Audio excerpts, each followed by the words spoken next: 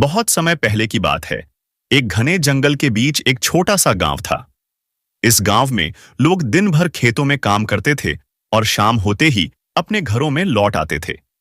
जैसे ही सूरज डूबता, गांव में एक अजीब सी खामोशी छा जाती। लोग अपने बच्चों को जल्दी सुलाने की कोशिश करते, क्योंकि गांव में एक डरावनी कहानी बहुत मशहूर थी। बच्चों को खाने वाली चुड़ैल की कहानी। इस चुड़ैल का नाम कालिका था। वह गांव के आसपास के जंगलों में रहती थी और रात होते ही वह बच्चों को ढूंढने निकलती थी। उसकी आंखें आग की तरह लाल थीं और उसके लंबे काले बाल हमेशा उलझे रहते थे।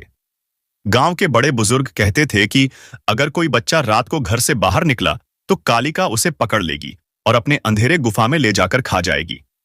गांव के सभी बच्चों को इस चुड़ैल की कहानी सुनाई जाती थी ताकि वे डरें और रात को घर से बाहर न निकलें।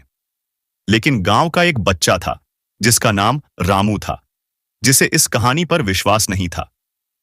रामू बहुत ही साहसी और जिज्ञासु बच्चा था।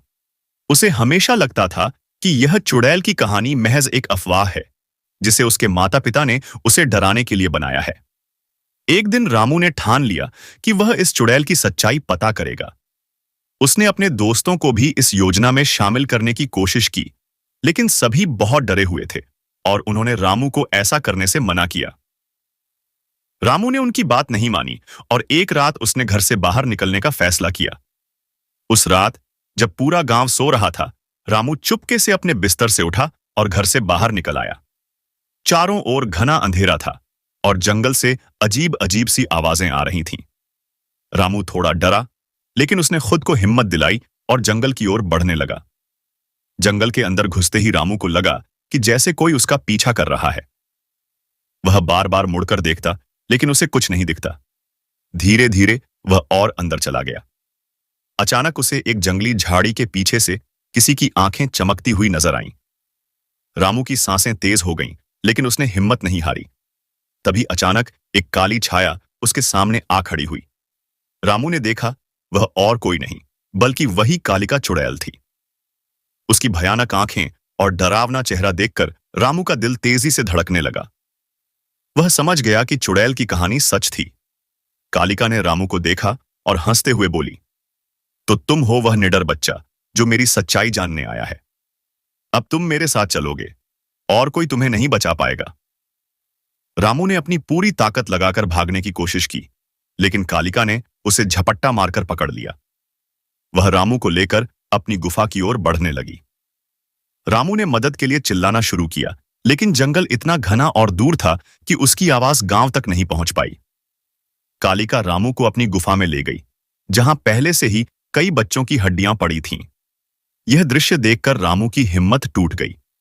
कालिका ने रामू को जमीन पर पटक दिया और उसकी आंखों में देखते हुए बोली, अब तुम मेरे भोजन बनोगे। लेकिन तभी रामू ने देखा कि गुफा के एक कोने में एक चमकदार पत्थर पड़ा हुआ है। वह किसी तरह से खुद को छुड़ाकर उस पत्थर की ओर भागा और उसे उठाकर कालिका पर फेंक दिया।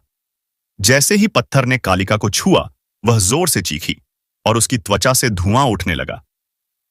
रामू को समझ में नहीं आया कि यह पत्थर क्या है, लेकिन उसने सभी हिम्मत जुटाकर उस पत्थर से कालिका पर वार करना शुरू कर दिया।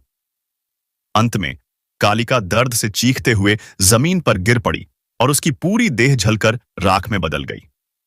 रामू ने राहत की सांस ली और गुफा से बाहर निकल आया। गांव लौटते ही उसने सभी को कालिका की मौत की खबर दी। गांव के लोग रामू की बहादुरी की तारीफ करते नहीं थकते थे।